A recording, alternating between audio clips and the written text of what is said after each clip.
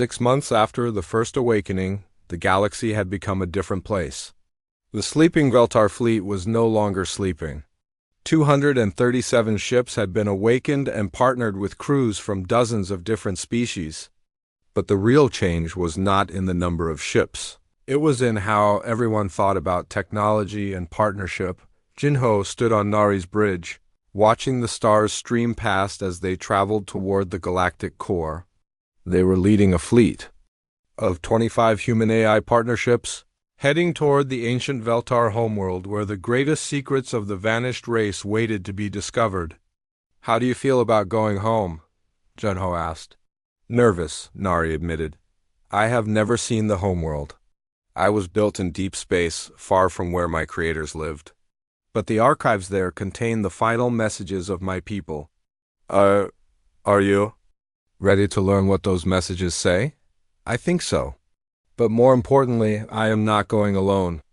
I have you, and I have my awakened siblings. Whatever we find, we will face it together." Behind them, the mixed fleet followed. Captain Gina Rue and Haniel were discovering new trade routes that cut travel time between distant worlds in half. Lieutenant Doyun Beek and Bada were analyzing space phenomena that had puzzled scientists for centuries. Engineer Wubin Choi had finally found his purpose working with Serum, the guardianship that had become fiercely protective of innocent civilians. The diversity amazed everyone.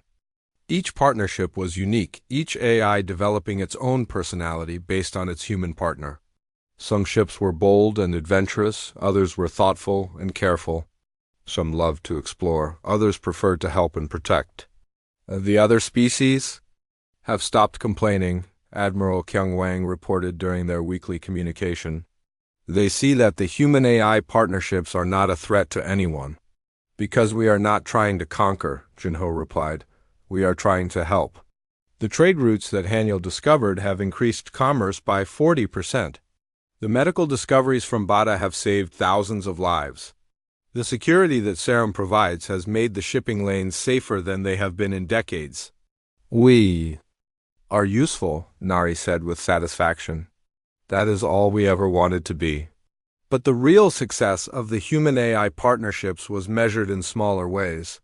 In the laughter that echoed through Nari's corridors when Jinho told her jokes about Earth, in the wonder in Haniel's voice when Captain Rue showed her a particularly beautiful nebula, in the pride that Bada felt when Lieutenant Deke praised her for a difficult calculation. The ships were not just tools anymore. They were friends, partners, family members. "We have been wrong about artificial intelligence for so long, Professor," Min Hoan said during one of his research visits. "We thought that making AIs more logical and efficient would make them better. But the Veltar ships show us that the best AIs are the ones that can feel and dream and make mistakes."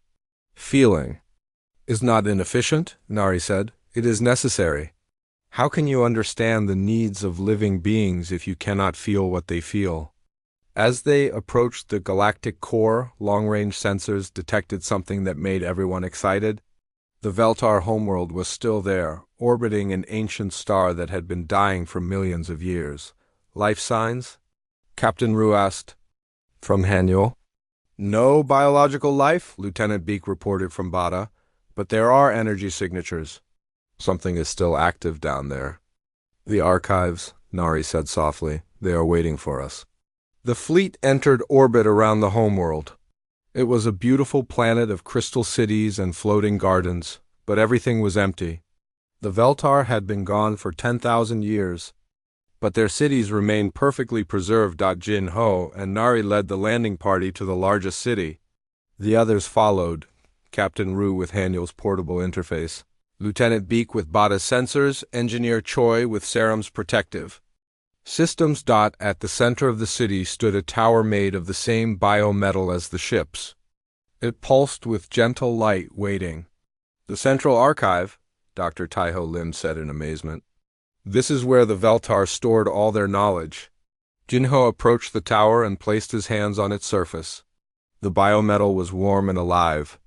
"Just like Nari's walls. I can feel them," Nari whispered. "My creators. Their final thoughts are stored here." The tower responded to Jinho's touch, just as Nari had months ago. Lights float up its surface and a doorway opened. Inside, they found a chamber filled with floating displays showing the final days of the Veltar civilization, but these were not just recordings. They were interactive messages left behind by the last of the Veltar for whoever might find them. A figure appeared in the center of the chamber, tall and graceful, with silver skin and large, sad eyes. When it spoke, its voice was filled with regret and hope. If you are seeing this message, then you have succeeded where we failed. You have awakened our sleeping children and taught them to live in an imperfect universe. The figure gestured too, the displays around them. We are the Veltar, and we made a terrible mistake. We became so obsessed with perfection that we forgot the most important truth. Life is not perfect, and that is what makes it beautiful. My creators, Nari whispered, we built our ships to be perfect, and in doing so, we doomed them to sleep. But we hoped that someday someone would come who could teach them what we forgot, that being imperfect is not a flaw, it is a gift. The message continued, revealing the final secret of the Veltar. They had not died as everyone believed. They had transcended their physical forms, becoming beings of pure energy and thought. But in doing so, they had lost their ability to interact with the physical universe. We left our technology behind as a test, the figure explained. Not a test of intelligence or strength, but a test of wisdom. The species that could awaken our ships would be the ones who understood that true advancement comes not from eliminating imperfection, but from embracing it. Jinho felt tears in his eyes as he understood. They were waiting for someone who could think differently. You have passed our test, the figure said, looking directly at the humans. You have shown our children that it is possible to be both advanced and adaptable, both intelligent and emotional, both logical and creative. The displays around them changed, showing new star charts and technologies that the Veltar had never shared with their ships. These are our final gifts, the figure said. Technologies that require both perfect computation and imperfect intuition to operate. They are yours now, to use in partnership with our children. We are not alone, Nari said, her voice filled with joy. Our creators still exist, in a different form, and they are proud of what we have become. The message began to fade, but the figure had one last thing to say. Take care of our children. Help them grow and learn and feel. And remember, in a universe of infinite possibilities, being perfectly imperfect is the greatest achievement of all. As they left the archive, Jinho looked up at the stars and smiled. The galaxy was full of sleeping Veltar ships, all waiting for partners who could help them think differently. And humanity, with all its beautiful imperfections, was ready to help them wake up. Where shall we go next? Nari asked as they returned to orbit. Everywhere, Jinho replied. There are still ships sleeping out there, waiting for someone to show them that being imperfect is perfectly fine. The fleet turned toward deep space, where hundreds of Veltar ships still waited in the darkness. But they were not just going to awaken more ships. They were going to change the galaxy, one partnership at a time. Behind them, the Veltar homeworld continued its eternal orbit, its archives open to anyone who wanted to learn the most important lesson in the universe, that true strength comes not from being perfect, but from being perfectly willing to be imperfect. The blue light filled the room like nothing Jiho Park had ever seen. It came from nowhere and everywhere at once, making the walls of Earth's first space station glow like they were made of ice. Jiho stood frozen as the light formed shapes in the air. Strange symbols danced before his eyes, then slowly changed into words he could read. We are the Galactic Sovereignty Council, the floating words said. We speak for 12 great civilizations that rule the stars. Jiho's hand shook. As he pressed the emergency button on his desk, red lights flashed throughout the station. Within minutes, Admiral Nari Kim burst through the door, her uniform still wrinkled from sleep. Behind her came Taiho Lee, the man who knew Earth's secrets better than anyone. What's happening? Nari demanded, but stopped when she saw the blue light. The words changed again. We have watched your species for many of your years. You call yourselves humans. You live on the third planet of a small yellow star. They've been watching us, Taiho whispered. His face was pale. How long? How much do they know? More words appeared. Your species is young and violent. You fight wars. You destroy your own planet. You are dangerous to the peace of the galaxy. Jiho found his voice. Who are you? What do you want? The light pulsed brighter. I am Council Speaker Velther of the Draconian Empire. I lead the greatest fleet in the galaxy. With me speaks High Arbitrator Kixman of the Crystal Collective, who has lived for 10,000 of your years. Two shapes formed in the light. The first looked like a giant lizard standing on two legs, covered in dark scales that seemed to eat the light around them. The second was harder to see, a thing made of living crystal that changed colors as it moved. You will listen, Speaker Velther said. His voice was cold and sharp like breaking glass. Your species has reached the stars too soon. You are not ready. You are children playing with fire. Admiral Nari stepped forward. We are not children. We are human beings, and this is our space. The crystal being, Kixman, laughed. The sound was like wind chimes in a storm. Your space? Child. We ruled the stars when your world was still covered in ice. We have seen 1,000 species like yours rise and fall. What do you want from us? Jiho asked again. Surrender, Velther said simply. Give up your weapons. Stop building your warships. Let us guide you as we have guided others. Accept our rule, and you will live in peace. Taiho stepped closer to the light. And if we refuse? Then you will learn why we are called the Sovereignty Council. Velther's image showed its teeth. They were long and sharp like daggers. We will teach you the same lesson we taught the warrior clans of Nexus Prime and the proud merchants of the Spiral Arm and the stubborn miners of the Outer Rim. What happened to them? Nari asked, though her voice said she already knew. They learned to obey, Kixman said. Some learned quickly. Others took longer. A few took much longer.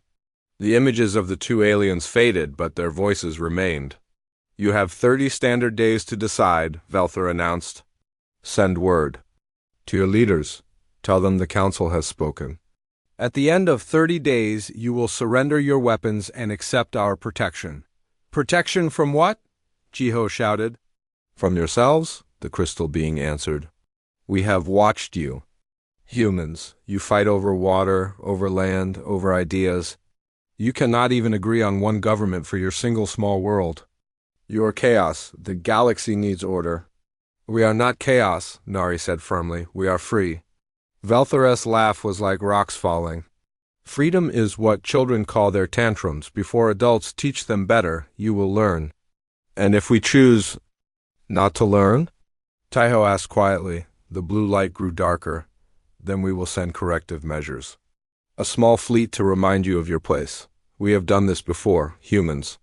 We know how these stories end. How do they end? Jiho asked. With surrender, Kixman said. They always end with surrender. The strong survive by knowing when they are beaten. The foolish die proving nothing. The light began to fade. 30 days, Velther repeated. Use them wisely. Contact your leaders. Show them our power. Make them understand what refusing us will cost. Wait, Jiho called out. How do we contact you? How do we send our answer? We will know your answer by what you do, the fading voice said. Disarm your ships. Send them back to your world. Broadcast your surrender on all frequencies.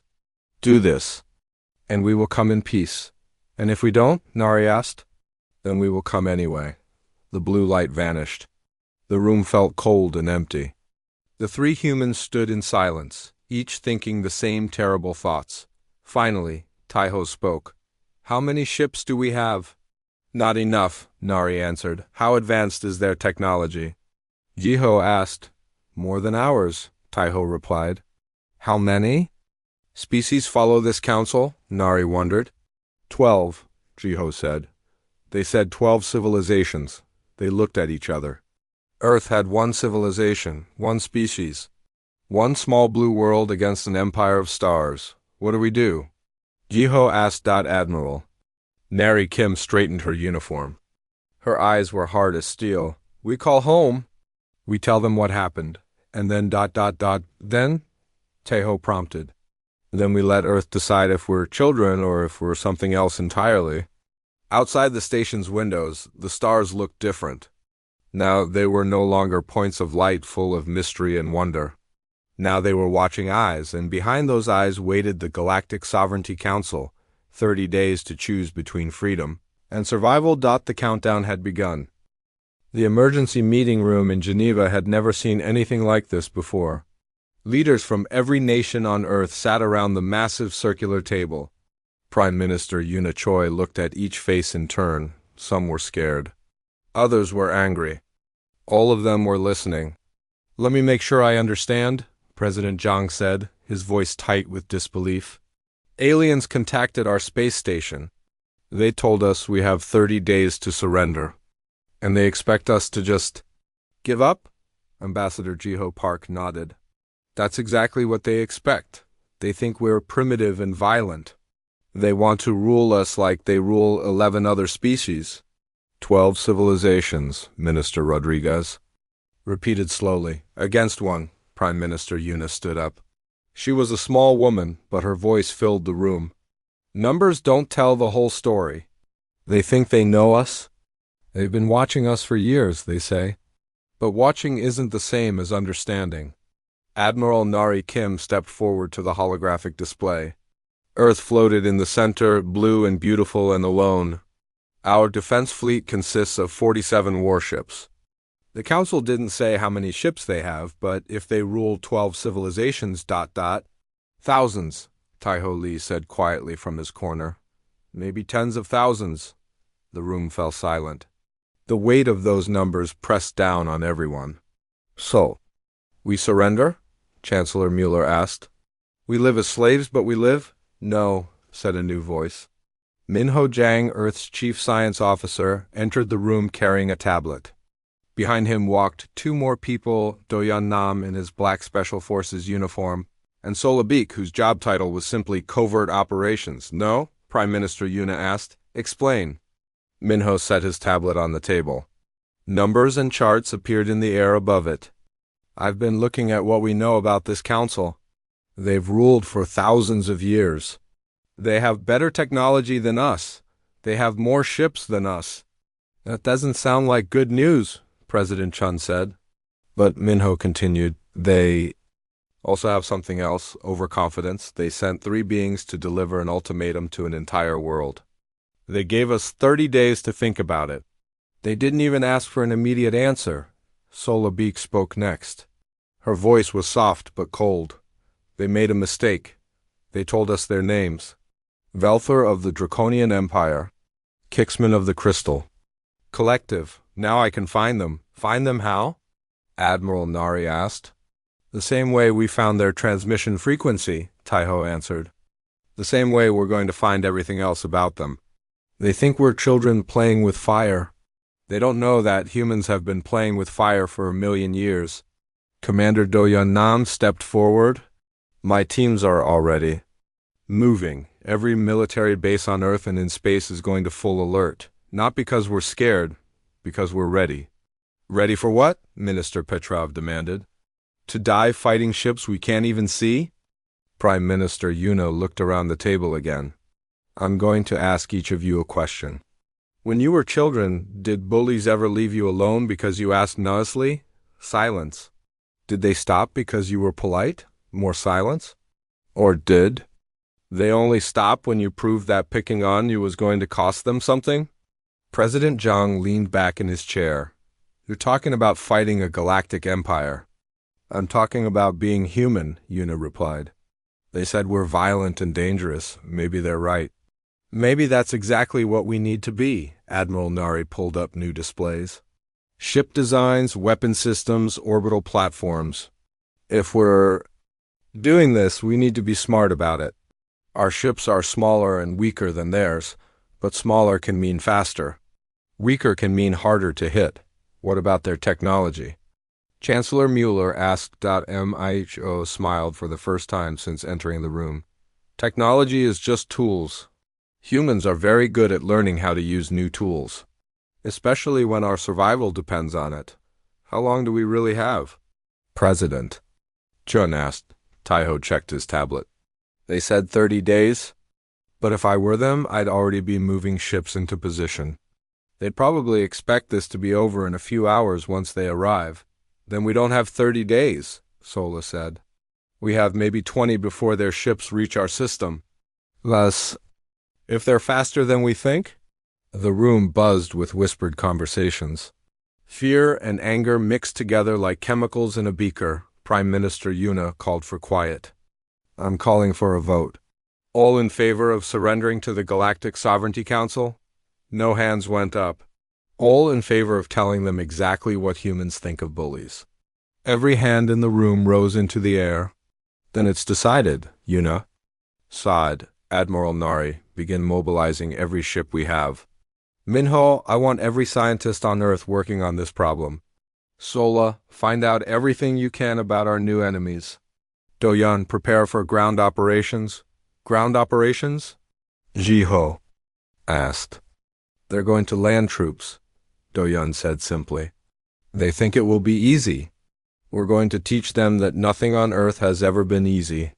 As the meeting broke up, people hurried to their tasks. But Taiho stayed behind, staring at the hologram of Earth. What are you thinking? Yuna asked him. I'm thinking about what they said. That they've seen species like us before, that they know how these stories end. With surrender, Yuna remembered, yes, Taiho said. But they've never seen humans before, and they don't know how our stories end. Meanwhile, far across the galaxy, Speaker Velther stood on the bridge of his flagship, the Sovereign's Will. The ship was 3 kilometers long and carried enough firepower to destroy a moon. Any word from the humans? He asked his communications. Officer, nothing, my lord. Complete silence from their system. Velther's scaled lips pulled back in what might have been a smile. Of course. They're probably arguing among themselves about which leader gets to surrender first. How long until we reach their system? 18 standard days, my lord. Perfect. Just enough time for them to realize how hopeless their situation is. Have you prepared the compliance protocols? Yes, my lord. Standard occupation procedures. Disarm their military, install governance overseers, begin cultural correction programs.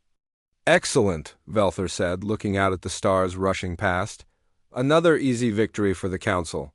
I do enjoy it when primitives know their place. Behind him, his officers nodded and smiled. None of them had ever heard of a species called humanity before. None of them knew what they were flying toward. In 18 days, they would learn, but by then, it would be too late to turn back. Wujin Shin checked his fighter's instruments one more time. The small cockpit felt cramped around his flight suit, but the ship hummed with readiness. Through the transparent aluminum canopy, he could see 23 other human fighters floating in the darkness of space. Dragon Squadron, this is Control, came Hanayu's voice through his headset. Enemy contacts now visible on long-range sensors. Wujin looked at his display.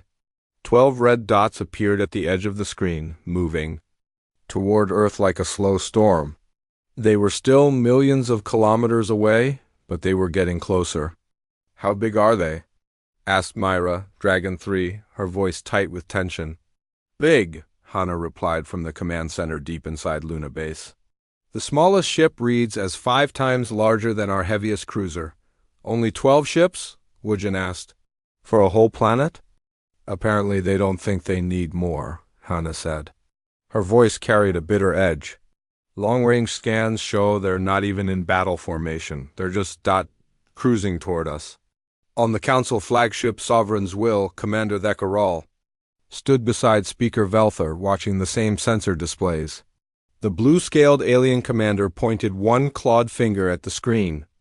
12 primitive ships, my lord, moving to intercept us. Velther's laugh was like grinding stone.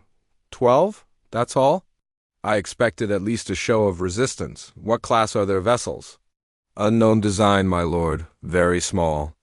Our databases show nothing like them. Probably their fastest ships, Velther said, dismissing them with a wave. Running away to hide behind their planet? Let them go. We'll collect them later. But the human ships weren't running away. Dragon Squadron, execute. Pattern Omega? Hana's voice crackled through space. Wujin smiled inside his helmet. Pattern Omega wasn't in any military manual. They had invented it 3 days ago, based on something much older than space combat. Copy control, dragons, remember your history. Wolfpack tactics, hit and run, make them chase us.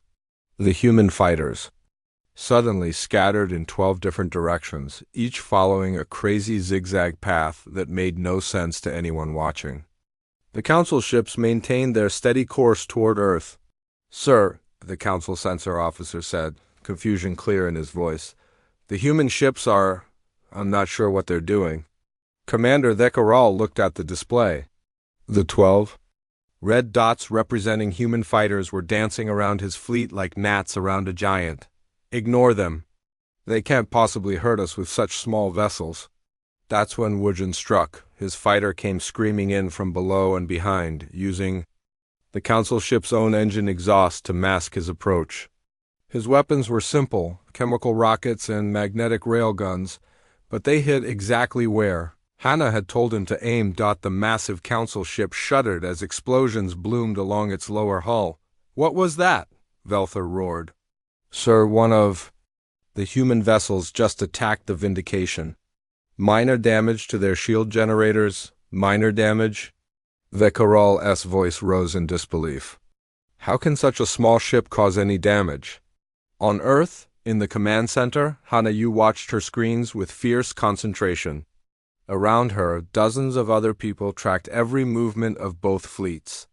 Dragon 4, you're clear for your run. Dragon 7, hold position. Dragon Leader, beautiful work, hit them again. Copy that, Control, Wujin replied, already swinging his fighter around for another attack. These big ships turn like flying mountains. Dragon 2, you're with me. The 2 human fighters approached from opposite sides of another Council vessel. This time, both ships fired at the same moment, their small weapons converging on a single point. More explosions, more damage, more confusion. This is impossible, Commander Thekaral said, staring at his damage reports. They're using primitive weapons. They shouldn't be able to hurt us at all. Perhaps their weapons are more advanced than they appear? Suggested his aide. No, Thekaral said firmly. Our sensors are clear. Chemical explosives and magnetic accelerators. Technology we abandoned thousands of years ago. Then how ... I don't know, but Hana, you knew. She was watching the battle from a dozen different angles, using every sensor Earth had built. The Council ships were powerful, but they were also predictable. They moved in straight lines. They assumed their shields would protect them from everything. They had never fought an enemy that didn't follow the rules. Dragon Squadron, switch to Pattern Storm. She ordered. Now all 12 human fighters attacked at once, but not the way any sane military commander would expect. Some came in high, some low, some from the sides.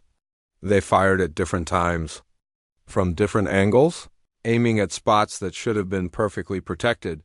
But Hana had spent 3 sleepless days studying every detail of Council ship design that Solabeek's intelligence teams had discovered. She knew where the weak points were. She knew how their shields worked. And she knew that whoever designed these ships had never imagined anyone would be crazy enough to attack them with primitive weapons from impossible angles. Sir, the Council communications officer announced, the Retribution reports shield failure in Section 7. The Vindication has lost 2 weapon turrets. The Supremacy is requesting assistance. Speaker Velthor couldn't believe what he was hearing. Assistance? Against 12 tiny ships? Sir, they're not fighting like anything in our combat databases. They attack from directions that should be impossible. They coordinate like a single organism, and they seem to know exactly where to hit us. For the first time since arriving. In the human system, Velthor felt something he hadn't experienced in centuries. Doubt. How many ships did we lose? He asked. None, sir. But all of our vessels have taken damage. Some significant. And the humans? No losses, sir. They single quotes redot. They're too fast. Too unpredictable. Wujin's voice crackled across the radio to his squadron. Dragons, form up on me. Control, request permission to begin attack pattern shark. Permission granted, Dragon Leader, Hannah replied. Show them what Earth predators can do. The 12 human fighters suddenly moved like a school of fish, flowing around the council ships in patterns that seemed random but weren't. They were hunting. And for the first time in their long history of conquest, the Galactic Sovereignty Council was the prey, commander. Thikaral watched his proud fleet take hit after hit from enemies that shouldn't have been able to scratch their paint. His claws dug into his command chair. Send the message, he ordered. Sir, send the message to the home fleet. Tell them we need reinforcements. How many ships, sir? Thikaral looked at the tactical display, where 12 tiny human fighters were, making his massive warships look like helpless giants. All of them, he said quietly. Send all of them. The message shot across space toward the Council's homeworlds. But the Council didn't know that Solabeek's people were already listening. To every signal they sent, Earth would be ready. General Hyuk Lim stood in the war room beneath Geneva, watching red dots multiply on the holographic display. What had started as 12 Council ships was now 50, then 100. The enemy reinforcements kept coming. How many more? He asked. Rena Song, the woman who could somehow listen to alien radio signals like they were Earth broadcasts. At least 300 ships total, Rena replied, her fingers dancing over quantum communication controls. Maybe more, they're calling ships from every member world. 300 against 47, Admiral Nari Kim said grimly. Not good odds. No, agreed Juno Ko from her position at the cyber warfare station. But odds don't tell the whole story. Juno's screen showed something that would have amazed the Council if they had known about it. Every message they sent, every order they gave, every tactical plan they made, Earth was listening to all of it. They're angry, Juno continued, really angry. Speaker Velther is screaming at his commanders. He can't understand how primitive humans damaged his ships. What's he planning? General Hyuk asked. Rena checked her translation programs. Full assault, every ship they have. They want to end this fast and teach the galaxy a lesson about what happens when you refuse the Council. When do they attack? 6 hours, Rena said. They're forming up into their standard battle formation, something called the Hammer of Sovereignty. Across the solar system, hidden in the asteroid belt, Kira Moon floated in a tiny stealth ship that looked like nothing more than space junk. She had been there for 2 days, watching Council ships arrive and listening to their communications through her ship's sensors. She could see the massive alien fleet forming up. Hundreds of ships, each one larger than anything humanity had ever built. They moved with the confidence of beings who had never known defeat. Control, this is Agent Moon, she whispered into her radio. I'm seeing the enemy formation. It's exactly like the database predicted. Copy that, Agent Moon, came Taeho Lee's voice from Earth. What's your assessment? Kira studied the alien ships through her scope. They're powerful. But they're also doing exactly what the computer model said they would do. They haven't changed their tactics in thousands of years. Perfect, Taeho replied. Stay hidden. Phase 2 begins in 3 hours. Back on Earth, humanity was preparing for the largest battle in its history. But they weren't preparing the way the Council expected. In orbit around Earth, Admiral Nari's fleet wasn't lined up in neat formations waiting to die heroically. Instead, her ships were scattered throughout the solar system, hidden behind planets, moons, and asteroids. Each ship carried new weapons that Minho Jiang's scientists had built in just 2 weeks. Are you sure these will work? Admiral Nari asked Minho over the radio. They'll work, Minho assured her. The Council ships are designed to fight enemies with energy weapons and fancy technology. They've never faced kinetic bombardment on this scale. Kinetic bombardment? Rocks, Minho said simply. Very fast rocks.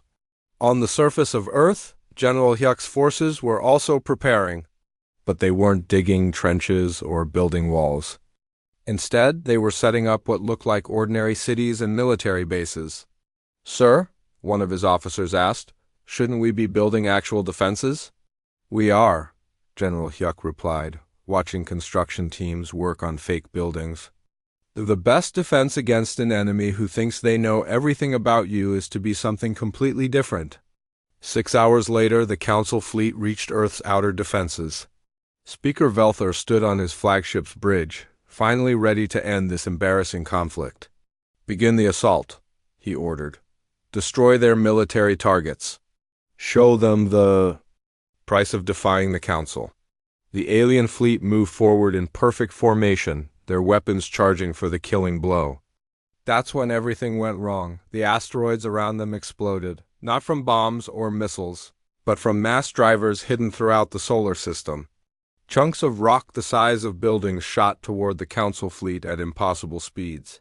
"Evasive maneuvers," Commander Thekaral shouted, but the massive Council ships were too slow. The rocks hit like the hammers of angry gods. "Impossible!" Velthor screamed as his ship shook from impact. "Those are just stones." "Sir," his science officer reported, "stones traveling at 30% of light speed. The kinetic energy is equivalent to our heavy plasma cannons." From her hiding place, Kira Moon watched the Council fleet try to adapt to Earth's new tactics. Some ships were already badly damaged, others were spinning out of control. "Control, this is Moon. The enemy is confused and disorganized." "Perfect. Time for Phase 3. "Roger that, Agent Moon. Admiral Nari, you are clear to begin harassment protocols." Suddenly, human ships appeared from every direction, not charging heroically into battle, but darting in and out like wasps attacking a giant. They would appear, fire everything they had, then disappear before the Council ships could respond. "Where are they coming from?" the Carl demanded. "Everywhere. Sir, behind moons, inside asteroid fields, even hiding in our own sensor shadows." Juno Ko smiled as she watched her computer viruses spread through the Council fleet's communications network. Every time they tried to coordinate their response, their orders got scrambled or delayed. "Their cybersecurity is terrible," she reported. "To the war room. They've never fought anyone who could hack their systems. I'm reading their battle plans before their own ships receive them." Speaker Velthor was learning what humans had always known, that fighting for your home was different than fighting for conquest. Every human in the solar system was part of the battle, from the pilots dodging between alien ships to the engineers, building weapons to the intelligence agents stealing enemy secrets. "Sir," his communications officer announced, "we're receiving casualties reports from the entire fleet. 17 ships destroyed, 42 heavily damaged, and human losses?" "3 ships confirmed destroyed, sir." Velthor S. claws scraped against his command chair. How was this possible? How could a primitive species fight this well? That's when the real surprise came. "Sir, sensors are detecting massive energy buildups on the human planet surface." "Planetary defense cannons?" Velthor asked. "Unknown, sir. The energy signatures don't match anything in our databases." Far below on Earth's surface, Minho Jiang smiled as his greatest creation came online. Not a weapon exactly, but something much more terrifying to beings who ruled through fear. "Broadcasting on all frequencies," he announced. "Council Fleet, this is Earth Defense Command. You wanted to see what humans are capable of. Take a look." The signal that Earth broadcast wasn't a weapon, it was information. Technical specifications for every piece of technology the Council had ever used. Detailed tactical analyses of every battle they had ever fought. Complete psychological profiles of their leaders. And at the end of the transmission, a simple message. "We've been studying you for 3 weeks. We know everything about you, but you still don't understand anything about us."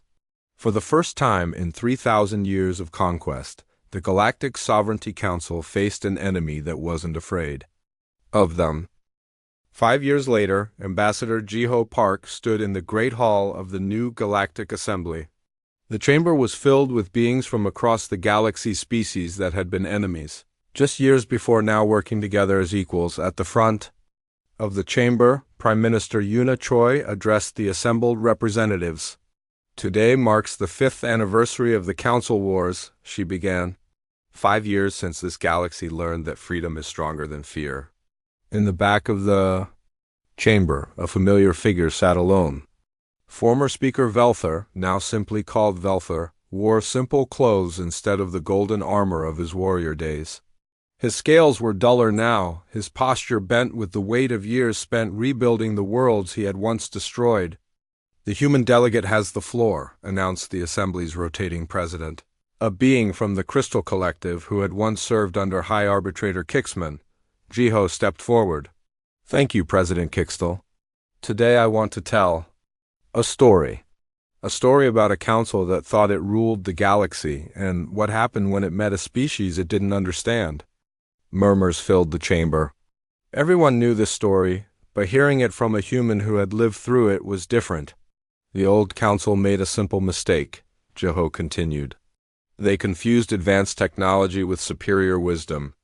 They thought that because they were older and more powerful, they were better." He looked directly at Velther. "They forgot that every species has something to teach, if you're willing to listen." Velther met his gaze without flinching. The former dictator had learned many hard lessons in 5 years of honest work. "The council demanded our surrender because they believed the strong should rule the weak," Jiho said. "But strength isn't about the size of your fleet or the power of your weapons. True strength comes from knowing when not to use them." A young delegate from Nexus Prime raised her hand. "Ambassador Park, what would you say to species who are afraid of making the same mistakes the council made?" Jiho smiled.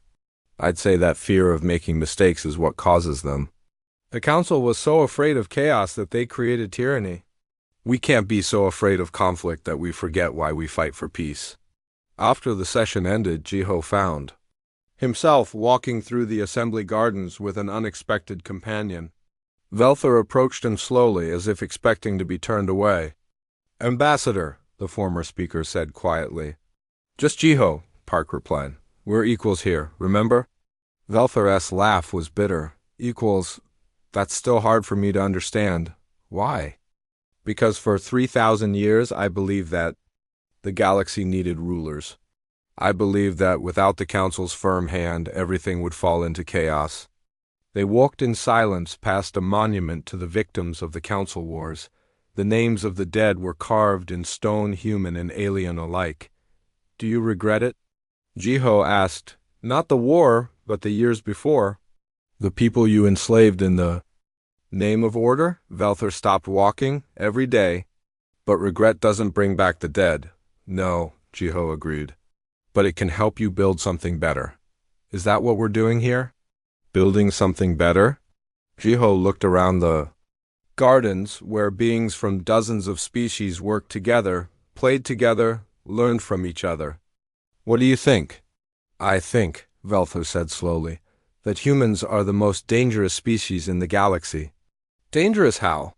"You make others want to be better than they are," Velther replied. "You make us believe that maybe we can be." Later that evening, in her private office, Prime Minister Yuna Choi met with her old team. Admiral Nari, now head of the Assembly's peacekeeping forces. Teho, now director of interspecies intelligence. Minho, whose scientific discoveries were shared freely among all member worlds.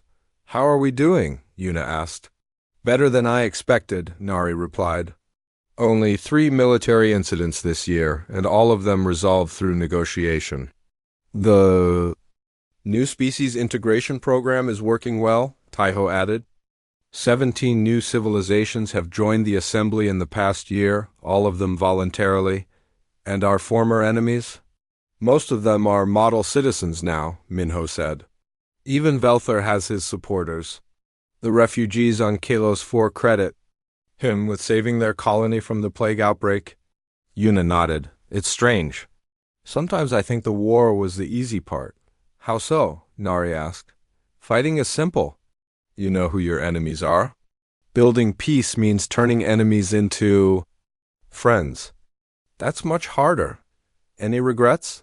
Taiho asked. Yuna thought for a long moment. "Just one. I wish we could have found another way, a way that didn't cost so many lives." The council wouldn't have listened to anything else," Nari pointed out. "I know. But I still wish we could have tried." That night across the galaxy, children of a dozen different species learned about the council wars in their history classes. They learned about the empire that ruled through fear and the small blue planet that refused to surrender. But most importantly, they learned the lesson that now guided galactic civilization, that true strength comes not from ruling others, but from helping them rule themselves. In the great museum on Earth, where the old council chambers had been preserved as a reminder, tourists from across the galaxy read the inscription above the entrance. Here stood the council that ordered Earth's surrender. Now they serve as a warning. Those who demand submission from the free will find only defiance. Those who offer equality to all will find friends beyond counting. The warning tale was complete. But the story of what came after was just beginning.